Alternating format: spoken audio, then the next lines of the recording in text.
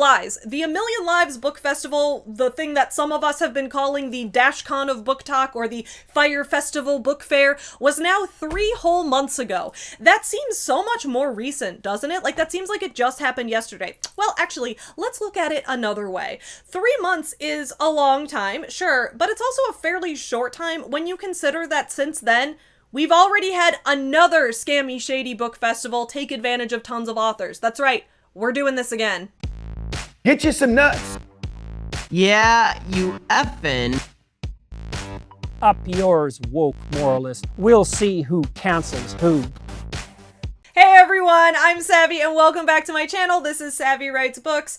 If you are interested in the types of videos I make, which include book reviews, breakdowns of the goings-on in the book publishing and author world, reviews of other types of media analysis, video essays, and those type of things, then please don't forget to hit the subscribe button because I put out multiple videos every month of those type of topics. I also want to give a thank you to my Patreon supporters for making this channel what it is and for continuing to support me. My Patreon supporters have their names up on the screen, and if you take a look in the description below, that's where you can find my top tier Patreon supporters who contribute $5 a month and up, and that is where they can link their own stuff in my description below, so check out those links and show them some love as well. And if you're interested in getting access to behind the scenes blog posts, excerpts of books that I'm writing, breakdowns of events that I'm doing and my writing process and writing advice and things like that, I have a bunch of bonus content on my Patreon page, so you can check that out as well. Today, we're going to be discussing how these events just keep making so many of the same mistakes over and over again. I prefer when instead, if someone tries doing the same thing again, they actually learn how to improve it the second time around.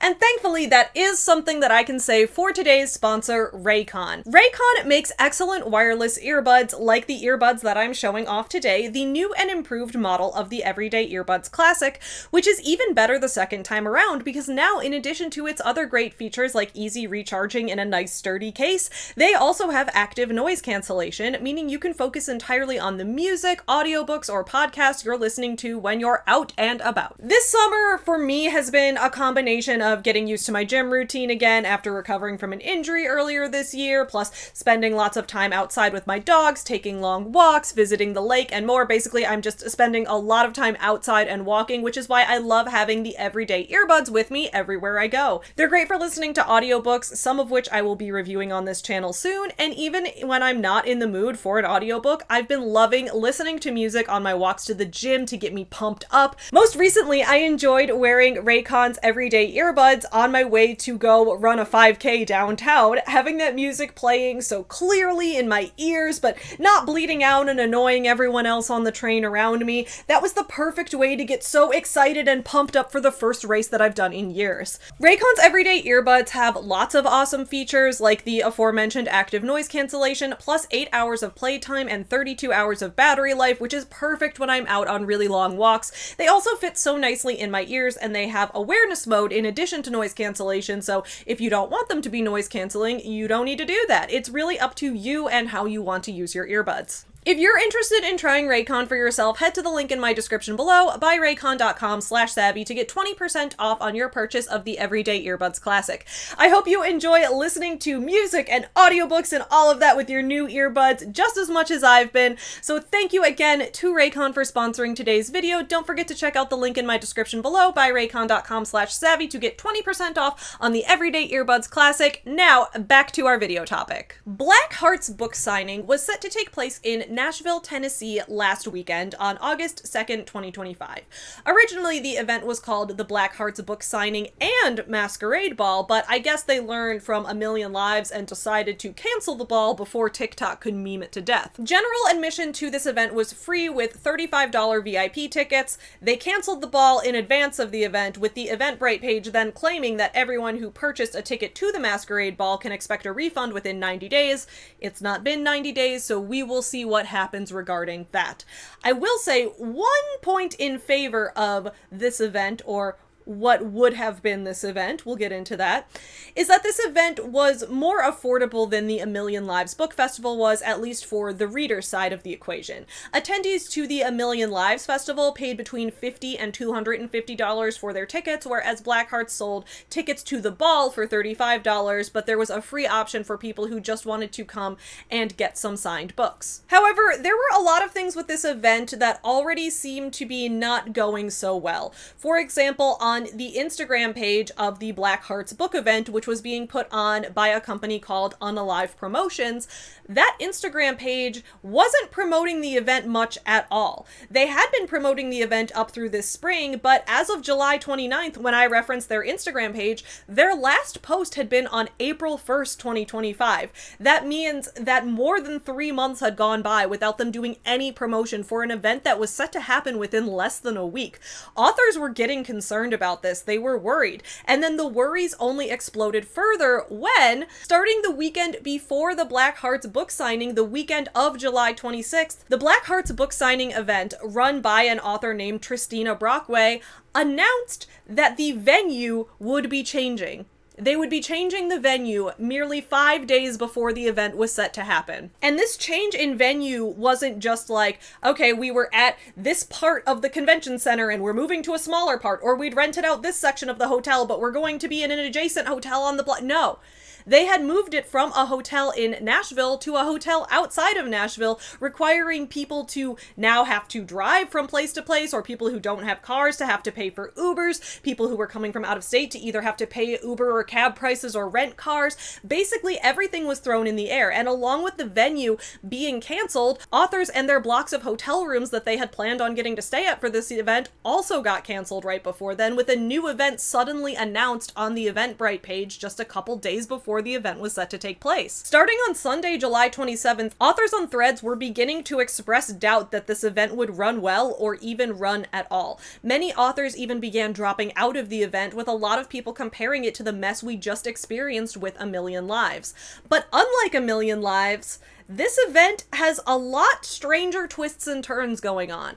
As we are going to take a look at in just a moment, this event was not the first event put on by this company, Unalive Promotions. In fact, they'd already done 6 other events, with many of these events eliciting many similar complaints from authors, like mismanagement of hotels, mismanagement of the venues, not advertising and promoting the events enough, not enough customers coming, having way more authors than attendees, and authors selling single-digit copies of books. But finally, with this event, authors were starting to speak out in numbers and let people know that Unalive Promotions may have very well been a scammy type of company. So today, we are going to go chronologically through the absolute mess that was the Blackhearts book event, which, spoiler alert, ultimately at the end of the day did not happen and ended up getting canceled like 3 days before it was supposed to happen, with, as of the time that I'm filming this, no refunds yet promised to the authors, with instead Unalive Promotions offering them vouchers for future events, which none of these authors want to go to because of what a mess this was anyway, with now people still demanding refunds, and refunds being promised within that magical 90-day window, which it's now been about 90 days since A Million Lives happened, and let me know in the comments below if you attended A Million Lives, did you get your refund yet or not? Because I don't believe that these refunds are ever actually coming for the authors, but that is to say the event was straight up canceled. It did not happen, but even though it never ended up happening, it left a whole mess of destruction in its wake. I have a nice surprise for you guys today. While going through this mess chronologically and shouting out the authors on Threads who have been speaking out about the mistreatment they received at the hands of Unalive Promotions, I am going to be collaborating with another YouTuber that I've gotten requests to collaborate with, who's been covering a lot of similar events as me, with like scammy book events and things like that, and that is book lover Laura! I'm here today with book lover Laura because we are going to talk about the absolute mess that was this new book event put on by Unalive Promotions, which I think is a very fitting name because all of their events seem to die, so that's why they're called Unalive Promotions, I guess. Yeah, they are a mess. Also feel kind of weird about that name, but it's a strange name too, because I don't really like the word unalive in general. I don't use it. I think it's a weird, like, I think people started using it because they were worried that, like, on YouTube and TikTok, if they said die or kill or things like that, it would get censored. but like whenever I say those words, it doesn't get censored. And like No. there's also natural ways to weave that into conversation. Like if you were going to be like this person unalived this person, you could just say this person ended this person's life. Like that sounds so Yeah. much more natural. I don't know. I don't like the name. I think it's stupid, but Yes, me too. yeah. But that's beside the point. I already didn't like them based on the name. Just from the name, yeah. Well, from what I'm learning from these threads that we're going to look at, a lot of people have been having issues with this company for a while, and I didn't realize that. In my mind, I just assumed this was their first event, but no, apparently it's like their sixth event, and they keep messing up all the events. Well, I will say I did do a little bit of research on this woman. Tristina Brockway is her name. And Oh, she's okay. like the one, I can't tell if she owns the company or if she just runs all the events, but I'm creepy and looked at her LinkedIn and all she has is MLMs on there. Oh shit. First, okay, we're starting on Sunday, July 27th. That's when our story starts. Okay. So today is now when we're filming this, it is Monday, August 4th. When I put this video up, it's going to be Friday, August 8th. And this all starts on July 27th. This is long thing going. So it starts when Hope Davis, who's one of the authors who is going to be there, she posts on Threads and says, "Sigh, another bookish event drama is loading." And that's what caught my attention because I was like, what do you mean? What's loading? What happened, Hope? Same. As soon as I saw this, I was like, screenshot. I screenshotted that I need to instantly. know more. And honestly, I have so much like respect for her for not like immediately like shitting on them. She's like, I'm gonna let them have a moment. I'm not gonna be out with it right away. The next day, which would have been Monday, July 28th, next day, Hope Davis posts again on Threads and says, "Bookish drama event details. Sorry for being cryptic yesterday. I had hoped this was just an honest mistake and that things would be cleared up, but everything has just gotten worse in the last 24 hours, so here we go. Details: the event was Blackhearts book signing in Nashville, Tennessee, taking place on August 2nd, 2024. On July 27th, all authors who booked the hotel received a notice that their room was canceled. Not only that, but the event space was canceled due to non-payment." Okay, there's a lot to unpack here. I immediately reached out to the social media contact who reached out to the organizer and said it was a mistake and that everything would be cleared up when her payment cleared the bank on Tuesday. Then today, July 28th, only 5 days from the event, we are notified of a new venue nowhere close to the old one, but now everyone is worried if this location is paid for and why the last one wasn't, since we all paid our table fees months ago. Not to mention, how will the 200 plus attendees find the new location? The lack of communication is terrifying, and many authors are already backing out, since many of us were coming from out of state. The organizer is refusing to answer questions about why the venue wasn't changed sooner and if people can back out and still receive their money back. Basically, it looks like it might be another A Million Lives situation, and I am personally deciding if I should still attend. I already have all my books on me, so it seems dumb to just go home instead of continue my travels, but to be honest, I can't afford another A Million Lives. I can't. This year has been cruel to indie authors, and as the second failed event I somehow signed up for, I can't do this again. If even one person is coming to see me in Nashville and buy books, I'll be there. So if that's you, let me know. Otherwise, I'll just go home and at least be comfortable while being sad. So that's the thread she posted. Thoughts on that? Yeah. Oh my gosh. I mean, first of all, how is she about to pay for a new venue and she didn't pay the first one? I mean, spoiler alert, it got canceled. But I feel like this conspiracy theory where she never had that event paid for or anything. She just knew she was going to cancel it. She was like, it doesn't matter if I don't actually book it. But that's me being a weirdo. No, I mean, we're going to see in future threads that there seems to be some speculation. Again, allegedly, I'm not saying anything official on the record, just some people are speculating that perhaps this company, Unalive Promotions, had run some failed events in the past and they needed to recoup some losses, so they figured, let's run another event, we'll make back the money, and then they didn't make back as much as they thought, and so now they don't have the money to pay the venues, and it becomes this like Fire Festival style vicious cycle of the events keep failing because nobody has money but pretends they do. Yeah, it's like a book signing Ponzi scheme. Like it doesn't stop, but yeah. It seems, like they were just absolutely left in the dark that like anything was even really coming. And just no communication at all. I would be losing my mind because I'm a planner and I need to have every detail ready like a month Yeah. before. When it comes to an event that you've invested money into, like at the very least, like the week before, I need you to tell me where my table is going to be, where I need to go, like things like that. If it's something that's involving like travel and money and things like that, you absolutely need to have those Mhm. kind of things. And at the end of this video, I'm planning to shout out some other book festivals that I've been to this year or am going to this Awesome. year that are like better ones and that are more Mhm. reputable. So because I'm also, and if anyone out in the comments section has recommendations of ones that you like, please let me know as well, because I like going to book festivals. I enjoy being an author signing books. I enjoy going to them as a customer and getting my books signed by other authors. I just went to one recently as an author and then went to another one recently as a customer. They were both awesome. That's And awesome. like these type of events are not the norm, but they just keep happening and it's I very know. frustrating. Yeah. I know, and I feel like this side of like the internet I was not really paying attention to for until maybe the last like 6 months, maybe Hmm. not even. Um, and so I'm like, okay, I've done videos on two of them prior to this, like since like May. Like, how is this? Is this a new thing that like these book festivals are just like absolutely failing?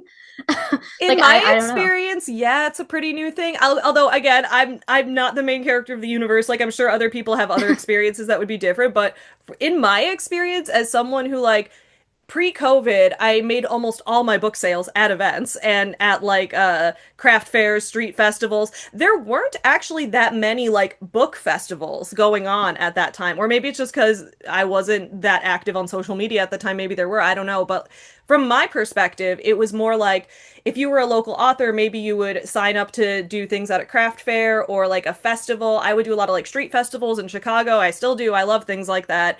Mhm. But there weren't as many of these. Like they might have a big book convention like BookCon or something, and there would be Yeah. a lot of festivals where there would be like bigger name authors who were invited to be these featured authors, and then smaller authors would pay for tables at things. But having all of these events that like all focused on like niche authors and like dark romantasy or like small independent romance authors or things like that with like these specialized festivals, Hmm. these feel pretty new and like a kind of a post-COVID event revival type of thing. That's my experience. I'm interested in what people in the comments think as well, but this Yeah. does like all of these events popping up and many of them being people's like first time thing and then they're failing does seem to be like a pretty new trend picking up in the past year that hasn't been going on for that long in my experience. That's just what I've noticed. Good to know. Yeah. Yeah, it feels like people just think because they have been to a book event that they can put one on. They Yeah. can plan one and put it on. And I just that's silly. I kind of get it because, like, I've always had a dream of putting on a book festival. Like, in 2019, this is so funny. In 2019, I bought a 5-year planner because I was so into, like, I'm such a girl boss. I'm going to expand my business. I'm going to build my empire. I'm going to have all these books and I'm going to have all of these expanded universes with my books. And so I had this 5-year planner. And one of the things was I was like, by 2022, I'm going to be running my own book festival and it's going to be amazing. And it's going to be all like, it's going to be like alternative and punk rock themed. And there's going to be live music and there's going to be indie authors competing for prizes. And like, I had all of these big dreams. And then COVID hit. I needed something to slow the girl boss in me down. Maybe everybody just needs to slow down a little bit. I don't know. Or maybe these people are just like straight up scammers who are malicious in their intent. It probably depends on the person and the specifics of what The happened. fact that you had a 5-year planner and you weren't planning to do this like the next day, I think already Yeah, puts you in a I little better of a place. you might be right because I was saying like I shouldn't plan to do this for at least another 3 years. I'm gonna need to book the venue probably a year in advance and start promotion a year before. So the fact that I was thinking like that probably means that if I had done it, it wouldn't have turned out like this. But like, Yes. and maybe I still will in the future. But like, I guess we're It learning sounds a lot awesome. I would about go. what not to do. And from what you were saying, which we can look at in a little bit too, which is that one of the organizers of this is like promoting multi-level marketing schemes all over the place. She might just be like a scammer. She might just be a scammer. Like that might just be all it is. No, I like to think the best of people and that these people aren't setting out to scam. I think that that's the case a lot of the time, Hmm. but I'm not sure about this one. Maybe it started that, but she's like, "Oh, I can make a lot of money doing this, and if I don't follow through, oh well." I think a lot of it is people they have this vision in their mind of something they'd like to create, which is great, but you also have to spend a lot of time thinking about what the experience is going to be like for the customers and for the vendors and things like that. And Mhm. I guess I also like I have the advantage of my mom was a professional event planner for most of her Oh, career. yeah. Like she did like wedding planning, bar mitzvah planning, like corporate party planning. Like that was her job. Hmm. So my mom planned my wedding and she like has helped me with like doing all of the events that I've done for my books and stuff. Like I actually did start small with a small event that I had starting in 2018. I did this thing called the Happy Holidays Party. And I started small, like I booked out like a local coffee shop for it and I did a big launch party collaborating with a local animal shelter to launch a new book in my Forever Home Friends series and we did a fundraiser for that shelter there. And then I expanded it the next year by inviting like other local crafters to have tables there, but it was still small. So I guess I did sort of start small. Maybe I'm too hard on myself and I never Well, would have turned out like this. no, yeah. See, that's the thing too, that I'm just like, you don't have to like have a whole ass like ball. Yeah, you We don't. don't have to do that. We can have a 1 day signing at like rent a room at a hotel, like a ballroom. Well, I Yeah. guess that's what they're doing. But you know, like we don't have to go big from the get-go. Like Yeah. see how this goes, get some experience. And I don't know. That part, I don't know if they're just trying to compete with these other events, but personally, I'd rather go to a small, Yeah. well-run event than a huge disaster with lots Same. of different things. I think most people would.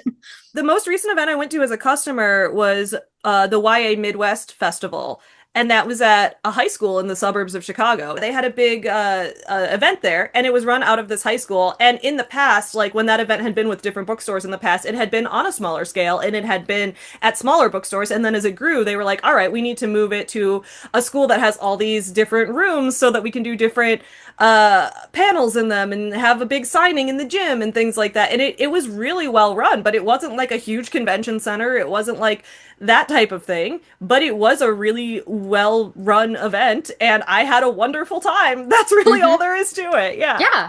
Yeah. That sounds great.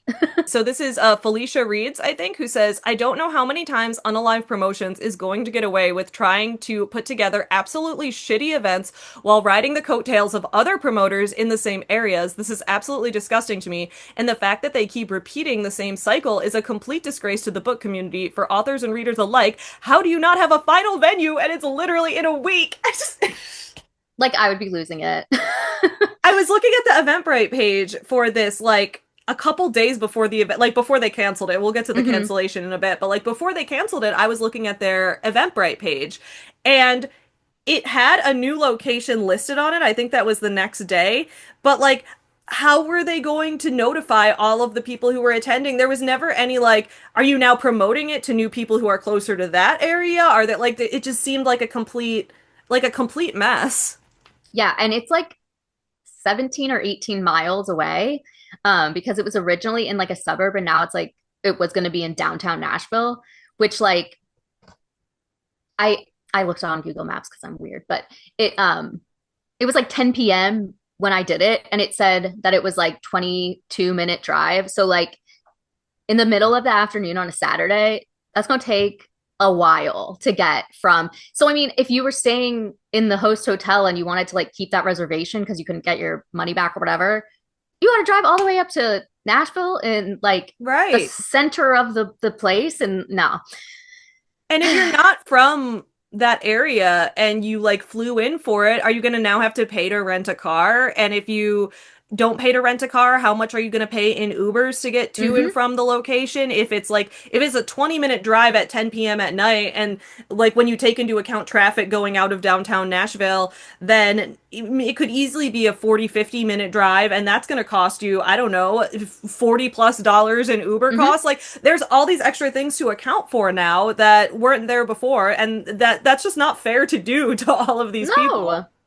Especially when they've already shelled out like a whole bunch of money. I mean, people have budgets. Right. So they need to be able to plan for that. And this was It's just not doing that. It's frustrating because authors make such little money. It's like, and that doesn't even matter if you're like an independent author or a traditionally published author, or regardless, like there will be authors who make big money off of a couple book releases, and that's great. But for the most of us, like our books are giving us an average to below average income, and many of us have to work. Like, I guess I'm not one to say, oh, and I have to work other jobs on top of it, because like I do, but like my day job is being a book YouTuber, so I got really lucky with that, I guess. But the point is that like being an author isn't making the majority of people a full-time income that can pay for their mortgage and all their bills and Right. everything on its own. People have pretty tight budgets, especially because Hmm. especially if you're an independent author, some of that budget has to go back into your own budget for promoting your new books and things like that because Hmm. nobody's giving you anything for that. So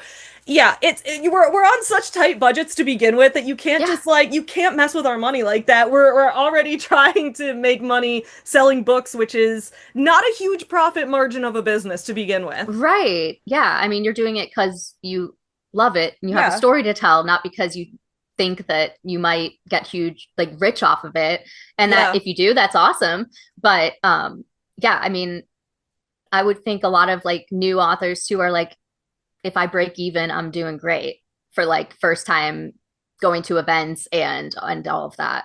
I could be wrong. I don't know. No, what I But completely agree. Yeah. After losing their original hotel, Unalive Promotions secured a new location, the Lowe's Vanderbilt Hotel in Nashville. They updated the Eventbrite page to reflect the new location. However, as of July 29th, their Instagram page still had no new posts, with the last post still being from April 1st. You would think that maybe if you're switching the entire location of your event, you might promote that on your social media channels or announce that somewhere outside of the Facebook group that is only visible to authors who have already signed up for the event. But no, I guess that's too much work. Authors began to worry that even though a new location was supposedly confirmed, would readers be able to find the new location? Had everyone been notified? Did attendees even know where to go? Would they be aware of the new location? The fact that Unalive Promotions was doing absolutely no, well, a promotion was a huge red flag. Maybe that's why they're called Unalive Promotions, because the promotional side of the business is completely dead. So this is from an author named Parker Garner, who says, I will no longer be attending the Blackhearts book convention. Authors and readers beware. This event company is a scam. I'll make a longer post about this later, but the events are still very much playing out. So in this one, some of these authors are talking about like a refund versus a voucher, which sounds like a whole thing that's going on too. So that previous author just was like, I'm dropping out. So this person, Lovely Library Mouse 27, says, when you see the fiasco that is Blackhearts ball and signing with Unalive Promotions and know you did the right thing dropping out months ago for lack of professionalism and refusal to communicate. I'm so sorry you guys are going through this. And then, hey, I'm Kate replies and says, I'm just trying to get a refund instead of a voucher that wasn't ever emailed, just a half-assed Facebook message when I dropped a month ago due to personal matters and how they handled their stuff. So, like, they haven't even been refunding people. like, and what the hell is a voucher gonna do? You don't want to go to another event for this company. Like, no, thank you. So we've got another thread from Hey, I'm Kate, who comes in to tell now the full version of her side of the story, saying, it's Monday, the event is Saturday, the hotel hasn't been paid, vendors are in the dark, and nothing is adding up. At this point, the only right move is to cancel the event and issue full refunds to every single author and vendor, whether they dropped out or not. People trusted this with their time, money, and brands. The silence isn't just unprofessional, it's shady. Transparency is no longer optional. I stepped away weeks ago and asked for a refund, not a vague voucher with no follow-up. Now, with the venue only just confirmed days before the event and authors pulling out left and right, it's clear these aren't rumors, they're valid concerns. Professionalism means transparency, not spin. Those who chose to withdraw deserve real refunds, not dismissive deflection. We're owed more than a PR post. And then adds, this goes beyond me. It's countless indie authors who are being misled and left in the dark. We were told the original hotel contract would be finalized tomorrow, and now, 5 days out, it's suddenly a completely new venue. That's not pivoting, that's covering your tracks. Indie authors invested real money and trust into this. We deserve honesty, not gaslighting, and full refunds if we walk away from the chaos you created. I absolutely agree.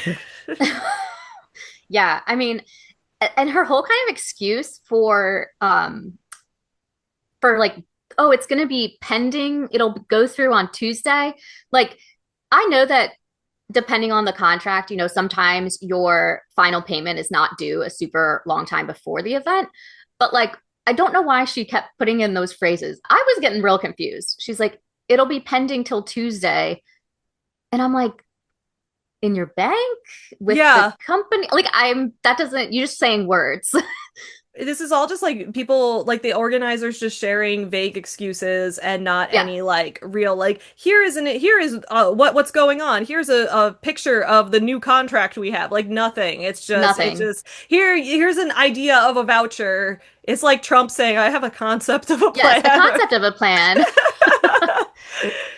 Oh my God. Yeah, totally. I believe this is now Tuesday, July 29th, and this is like right before the event gets canceled. So then this author, P.E. Craven writes, comes in to talk about having done other events with Unalive Promotions, that apparently this is kind of a pattern with them.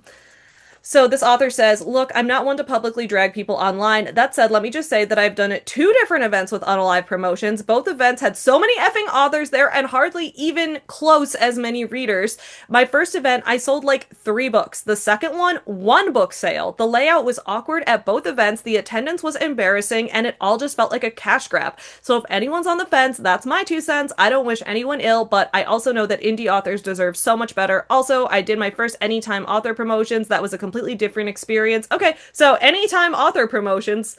This person recommends it. I'm gonna look it up. That sounds good. But so this is not the first rodeo for Unalive Promotions. They've been doing other events and they've been failing at other events. This is just the first one that's been this public of a shit show. It looks like, yeah. They actually have canceled event. I don't know if you got any screenshots of that back in April. They canceled it in like mid-March. Because they said the same thing. They were like, well, people keep canceling their tables and it's just not worth it for us. And I'm like, why do you think that? Maybe like look inside and see why this is happening. Yeah, why are people constantly canceling their tables for your events? Yeah, start small. Like I feel like that's just like such a like thing I can't stop fixating on. It's just like, why are you doing so much? Yeah, like when I wanted to get into doing events for myself, I started with, I told you I had the Happy Holidays party that was in 2018.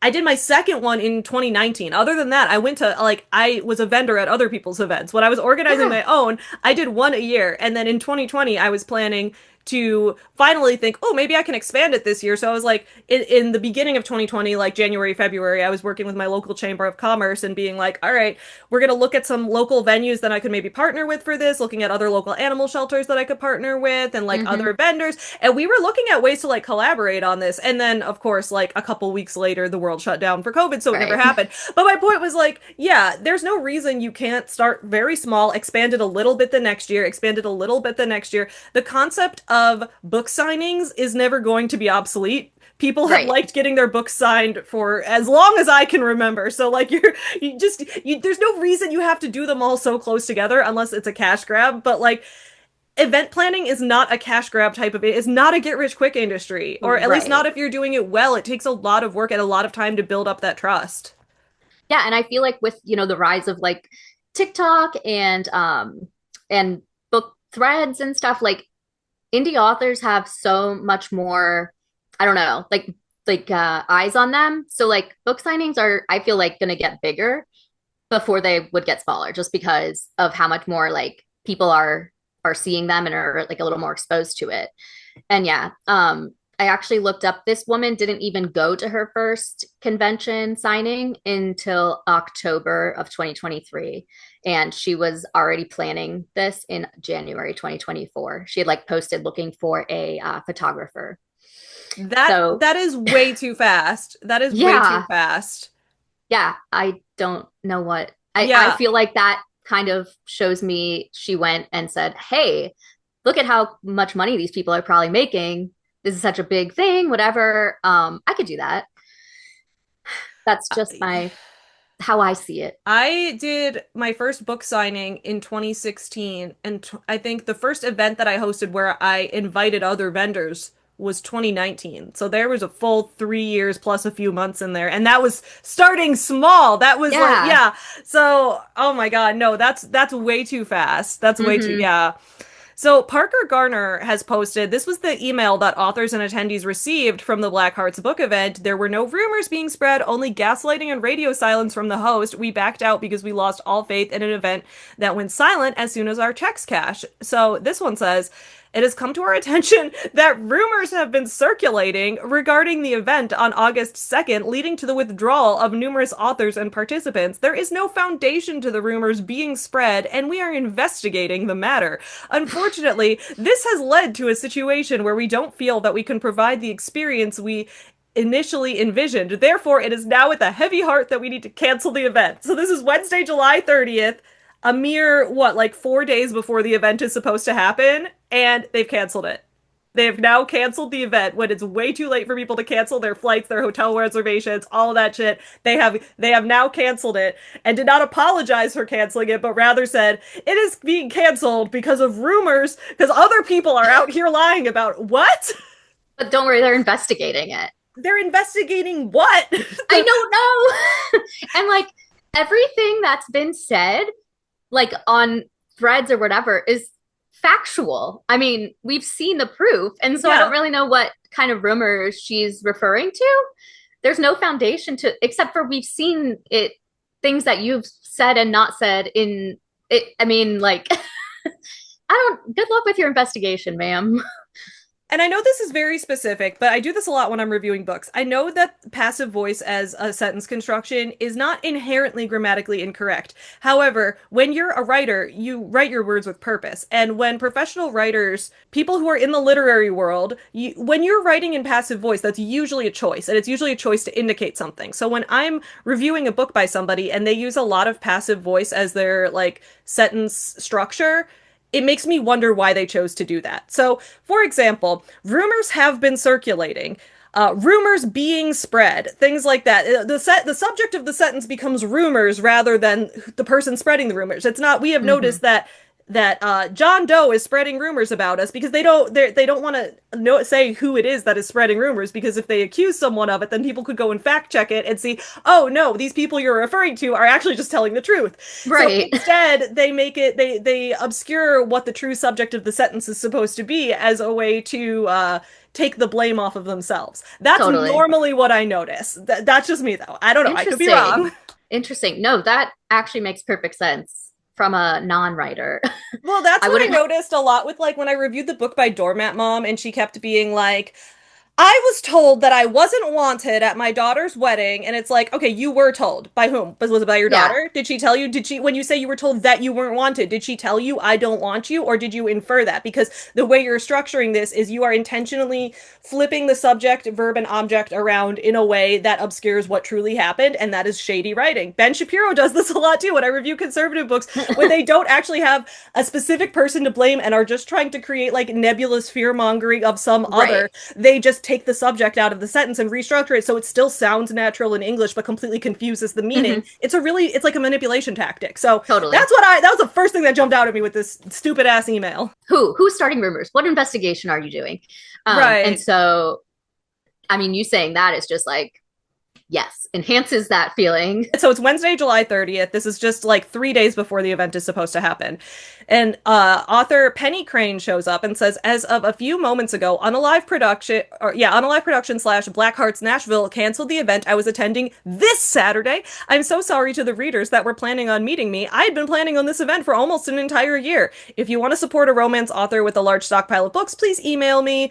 And you guys, by the way, I'll link the authors affected in the description below, because I want them to get an extra shout out and some extra promotion, because it is nasty that they were screwed over this way. But yeah, you got authors who like have promised readers that they can get a book signed by them and meet them at this event, and then the event just cancels. We haven't even talked really about like the readers that maybe have traveled to, I mean, and I guess they're out less money because the tickets are free, but they still, I mean, if you had to travel, you might have to get a hotel. Even if you are semi-local, you're paying for gas. I mean, That's You yeah. probably made plans that day. There's an opportunity cost to every choice you make. If I get excited and, make plans for my weekend around getting to meet an author that I really like and wanting to go to their book signing, then for that signing to just cancel a couple days before, that puts an inconvenience on the reader as well. P.E. Craven writes, says, I went last year and it was awful. So I can't believe they also did this event last year. This wasn't even their first year with this event, and No. it's already been bad multiple times, and they're just continuing to get Yeah. away with it.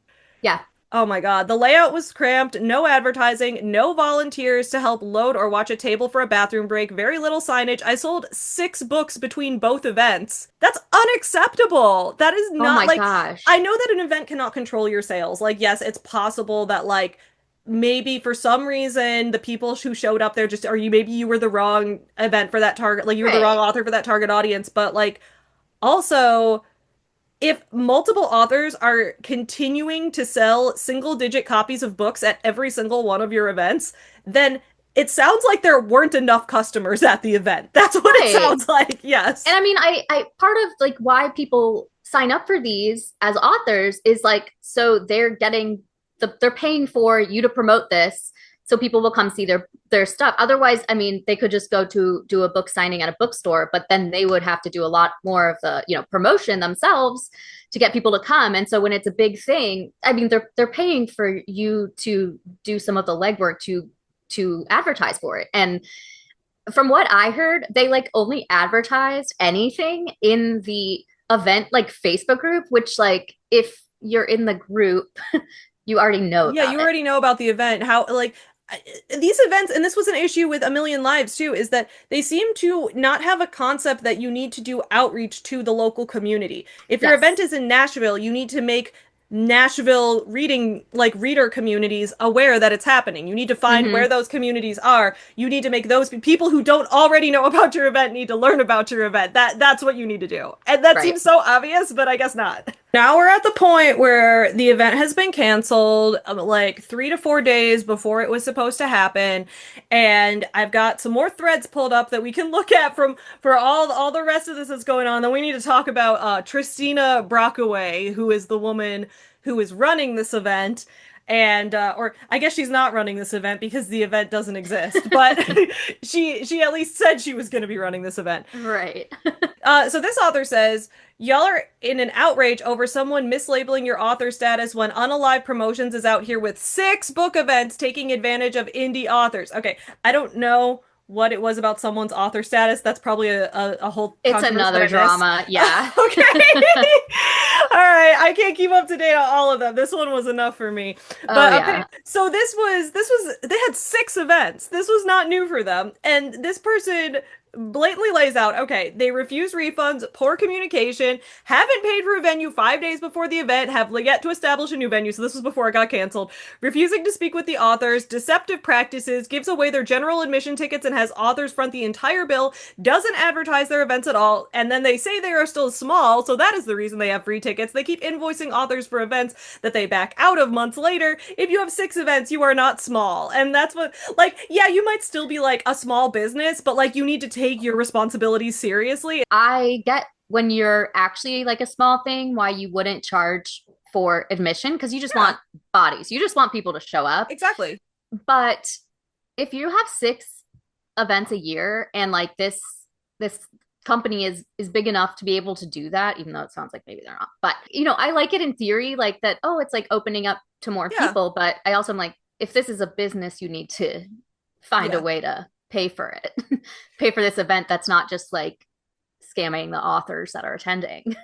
Right. And there are so many other ways too. Like if you're not making money from what you're doing, but you really don't want to charge admission tickets for readers who want to come, I mean, you don't have to. You could always do something like, see if you can get someone local to sponsor the event in exchange for Yeah. advertising. You could, sell merch that goes with the event. You could, like one of the recent events I went to, it had a keynote speaker who was one of the featured authors there.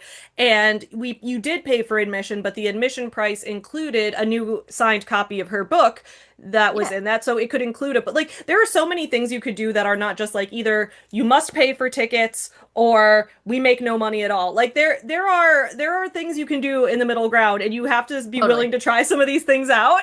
And Yes. if you're not if what you're doing right now isn't making money and you keep not being able to pay for the venues, you need to do something different. You'd think that wouldn't be like rocket science. You would think. Okay, so a couple of days ago, after they canceled this event, this other author named author Marie Menes says, "Y'all, I'm stressing. The event I signed up for in December is being put on by Unalive Promotions. It was to be my first signing if nothing else opened up before then, but now I'm nervous. I was just about to start ordering extra merch and books to stock up for it, but I'm wondering if all of this coming out about Nashville is my sign to pause. I have friends who already bought tickets and everything. I don't know what to do. Back out now while I can't." And I feel so bad that authors are being put in this position. That is not fair. It's not. It's not. But honestly, at this point, I feel like I'm glad people are like speaking out about it because even Yeah. if you've already like signed up for it, whatever, like cut your losses. It sucks. Lesson learned. Like you don't need to spend more money just in case. That's what I would do. I would just say I'm not going to do this. I don't Yeah. know. I Because would like encourage this author to back out of the event, which I yeah, imagine she probably did. But like that's what I would say. Yeah. the sunk cost fallacy is a fallacy for a reason. You know, like Oh yeah. just it's okay that you are losing out on some money if you can't get a refund. Just don't lean into this anymore.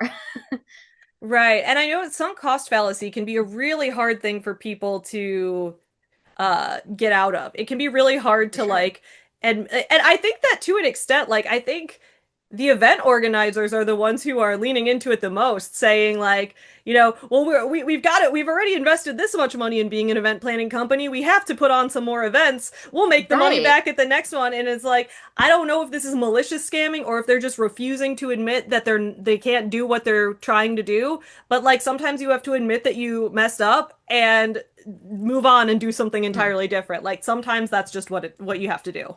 Totally. And I mean, it makes sense then that she, has so much history with MLMs because that's like so many people stay in MLMs because they're like, I'm in too deep. I have to stay. I have to make this work.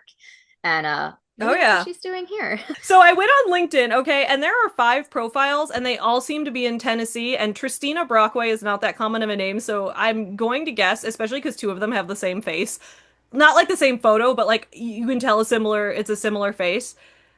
I'm gonna assume that these are all her and that she has 5 LinkedIn profiles. Why? I have no idea. A Sure. lot of times, if you are an independent distributor for skinny body care and you are also an independent health, wellness, and fitness professional, you're generally selling Beachbody or something like that. Right. And here Yeah. we've got independent at direct sales. So Yeah, yeah. Yeah, she's an independent distributor at that doesn't sound real. I Um, feel like I've maybe heard of that. And it's definitely an MLM, but I could be wrong. Yeah. No, when I say it doesn't sound like it sounds like a real thing Oh, that right. exists, but not like a business that's Like a reputable. real job. Yeah, yeah, yeah. She worked at Skinny Body Care for 11 years and 9 months. Help people achieve their health goals as well as the financial future they deserve. Yeah, this woman has a decade plus of pyramid scheme experience. This is not Mhm, mhm. shocking at all that she's going to triple down and nothing is her fault when it comes to running a shady book festival.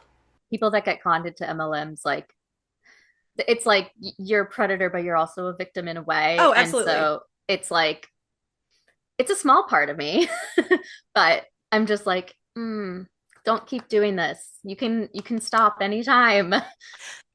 Yeah, I absolutely agree because yeah, you're both a victim and a perpetrator of the same cycle of shady business practices. So, at the end of the day, it's always the overall, economic hardships Mhm. in our world that are to blame for everything.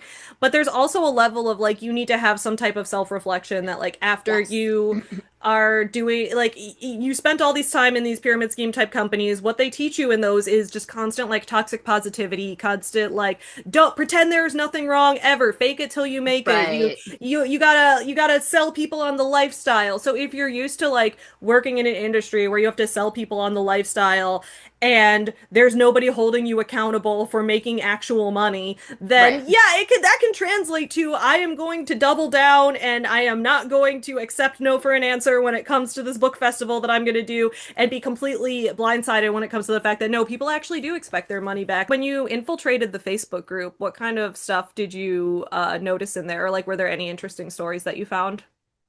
Honestly, not too many. I got there in the tail end. I don't know if you remember, but I sent you the screenshot that had been canceled, and I got it 8 minutes after it was posted, and I was like,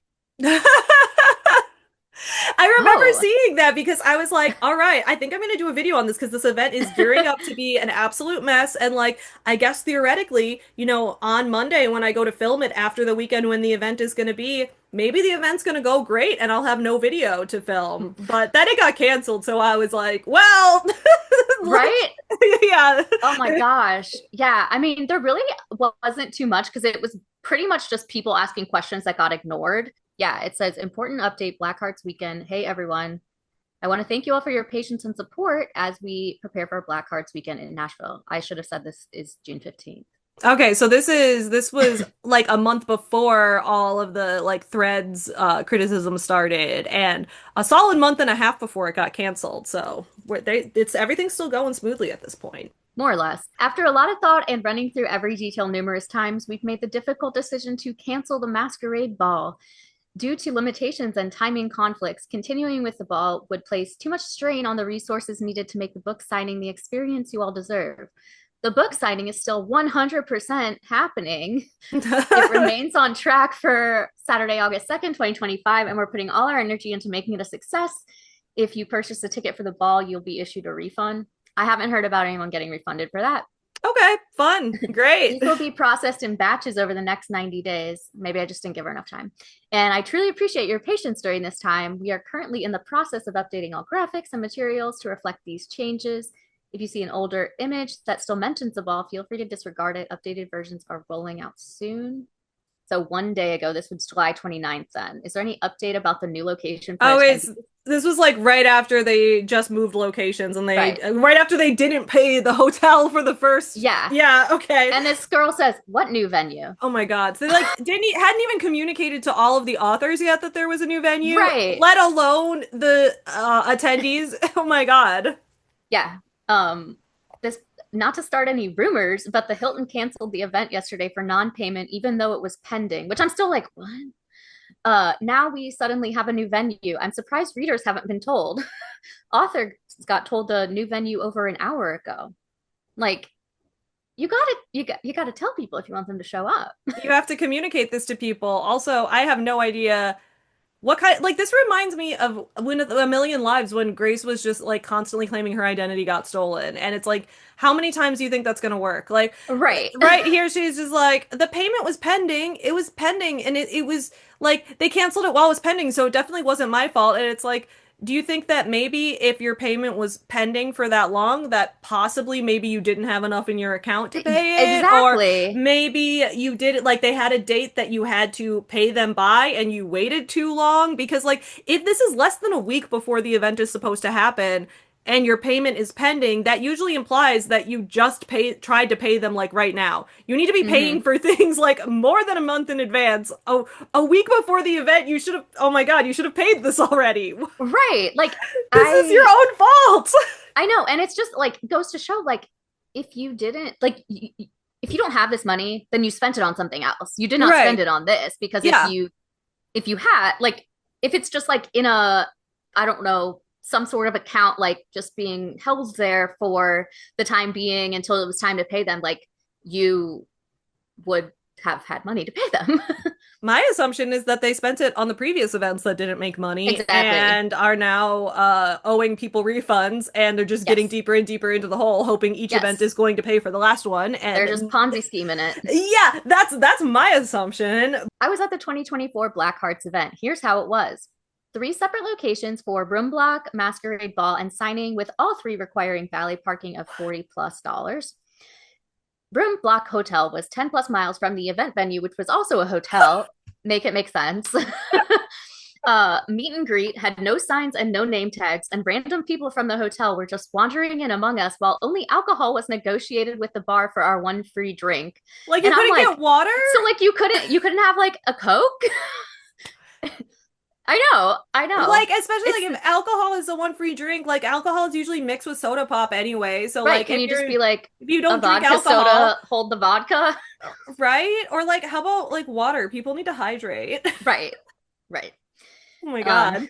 I can't speak on the ball because I refused to pay an additional $175 plus parking slash Uber for what was essentially a themed high school dance. As for the signing itself, at a hotel in downtown Nashville, and you pretty much had no choice but to valet as an author. The ballroom was on the second floor, so everyone had to use the elevators. By the time you got up to the level we were on, there was no signage directing us where to go, and we were in the farthest ballroom from the elevators. There was no one to check in authors, and the volunteers present were trying to get a hold of the organizers to find out what we were supposed to be doing. After 20 minutes past the official setup time, authors just went into the ballroom and found our tables based on the map in the Facebook group and started to set up ourselves. The organizers didn't show up for another hour at least because they were hungover from the ball the night before. The total number of attendees was probably around 100, with most of those being there for one author from Australia. The bingo cards has everyone confused as there was no instructions for either authors or readers on what to do with them. The snacks weren't labeled, and people were saying the almond cupcakes were vanilla, and the organizers didn't see an issue with that. Oh my God. Okay. No, as someone who is married to someone who has multiple nut allergies, that is not okay. Like No. we have had situations where a food was mislabeled at an event and Tyler will get like horrifically sick from it because like when you have allergies to nuts, that's like life threatening. You can't Yeah. just mislabel food like that. That's Right. no. Yeah, I Yeah. mean that yeah, you can't do that. That's not okay. Yeah, no. And Wi-Fi access required another charge. I sold like 8 books over the 6 hours we were signing. Sunday was Six hours. Okay, yeah, like I've had events where I've only sold, 6 books, but those are usually like events that are short, like where it's like, okay, here's a 1 hour signing window, and then we'll do like for 6 hours. Yeah. There were like no people there. There were 100. Okay, there were 100 people there, which was that I mean, authors and attendees included, or like who knows? But like that's not very many people to even if every single no. person came to your table for 6 hours, that's not like that's I feel like that's still not very much. Because That's I mean, ridiculous. Yes, yeah. there's so much to unpack with this, but yeah, keep going. Sunday was a catered brunch with a Q&A panel. The food was leftovers from the ball on Friday night. There were maybe 10 people who showed up to attend this, and a bunch left when they saw the food being offered. That's awful. I can't get over the fact that they hosted this event in a hotel, but decided to have the ball at a different hotel and then the rooms at another different hotel.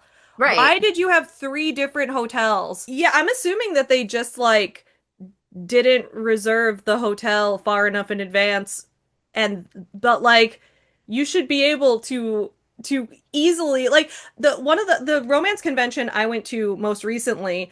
I was originally because it was kind of local to me, so I was originally planning to come back after the first night and go back the next morning. But I realized like I'm gonna have to leave so early and I don't have a car, so I would have had to Uber. And like there's so much to that. So I was like, you know what? I think what I'm gonna do is that I'm actually gonna stay in the hotel that night. And that day, as I'm heading to the convention, I book a hotel room right then and there, and they have a room for me. Right? That's how you do an event. You Right, should like have to go to a different hotel. yeah. What? So this is like I don't know, tangentially related. I did dance competitions growing up Oh, cool. and so we had to like I remember when we had a like the hotel or our event like was at some sort of like convention center that didn't have the hotel attached or like the convention and competition wasn't in just like hotel ballrooms. And it was so annoying. And because you'd have to like make sure you had every single thing and you had to like schlep yourself over to this whole other location. And I mean, dance competitions require a lot of items. I mean, so do book signings, but Yeah.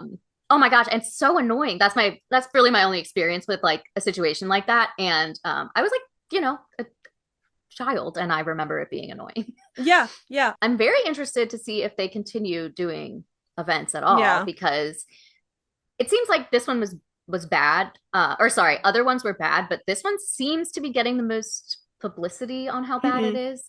So I'm very interested in that. Of course, interested to see if people get refunds.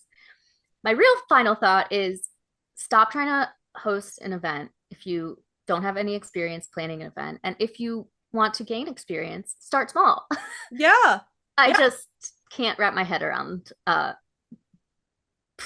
just doing that, jumping in like, let's do a ball and let's do this huge event. And oh, let's plan 5 more events in the same year. It's just too can't do it. much. Yeah, I'm mostly just surprised that they've gotten away with it for so long, but I guess this was the first one that people really started talking about. So, you know, authors out there, keep speaking out about the bad events because people need to know not to waste their money and waste their time. So, shout out to all the authors who spoke up about this. Got them linked down in the description below. Make sure to check them out and give them some love. I thought for the last section of this video, I would talk about some other book events to compare to this one and talk about a couple that I've been doing that have been run much better and recommend book festivals like those to you guys. Also, if you guys watching this video, if any of you guys are authors who regularly attend book signing events or your readers who like to go to them and meet authors, and there have been good ones that you've experienced, please shout them out in the comments below, both for other authors and readers to find them and to recommend them to me because I'm wanting to do more and more events, bonus points if they're in the Midwest. A couple weeks ago, I attended an event called Books in Bloom, put on by the Chicago North Romance Writers. This event was so well organized. I even, right after the event, I did a post on my subreddit, r/SavvyWritesBooks. I did a post there just detailing everything about this event that went so well because I wanted to shout it out. I paid $100 for the conference, which included having a table there for me to sign and sell my own books, plus literally all of the food was included. And they gave me so much food, okay? Friday night we had a huge dinner buffet, and then Saturday we had breakfast and lunch buffets, plus we had snacks in between and like desserts and iced tea. Every buffet had tons of food options. They had salads, meats, vegetables, pastas, a little bit of everything. You were never lacking in the food that was offered to you. I was a speaker on the LGBTQ romance panel there, and that was just so much fun. It was one of the coolest experiences of my life, and I'm really hoping to do more author panels in the future. So if you know of any that are looking for people, let me know because I love doing them. I'm also considering maybe like proposing a panel or applying for a table for next year's BookNet Fest because I really want to do something there, and I've had other booktubers like recommend it to me. So if you guys have any advice for that event, let me know about that as well. I also want to talk about one other event that's upcoming right now. So in this video, I didn't get into any of the drama that is currently going on with RomanceCon, which is an upcoming book event in Milwaukee that's set, at least at the time that I'm filming this, is set to happen at the start of September. The reason I didn't get into that is there is so much to unpack with that one, but I will link other videos down below of other creators who have covered that topic, and if we get past that event and there is anything to report on, then maybe I will end up doing like a video about it after the fact, so I'll let you guys know. Anyway, RomanceCon is September 6th and 7th, and last year it was September 7th and 8th, and it's only run for those 2 years so far, it ran last year and is set to run this year next month. So here is my question for RomanceCon, okay? Why the fuck did RomanceCon decide to host a book event in Milwaukee the same weekend as Printers Row Lit Fest in Chicago? I ask this because RomanceCon is currently preparing for its 2nd year, and Printers Row Lit Fest in Chicago began in 1985. That is 40 years ago. I personally have been exhibiting at Printers Row Lit Fest since 2018, which this is also going to blow your mind. That was 7 years ago. So I ask, why did someone say, well, what if we hosted a second huge book festival the exact same weekend in the closest major city? Chicago and Milwaukee are extremely close, and I think a lot of people outside the Midwest don't know that, but they're very close. Extreme, like two of the closest major cities you're gonna find. I just don't get it. And it's not like one event is a trad pub event and one is an indie event, or one is for horror and one's for kids books. They're both events that feature both big name, best-selling, traditionally published authors, prolific indie authors, new indie authors, debut trad authors, and everything in between. Sure, RomanceCon focuses on romance, but it also covers a wide breadth of romance from YA contemporary to adult romantasy. So again, I ask, who thought it was a good idea to host these events the same weekend?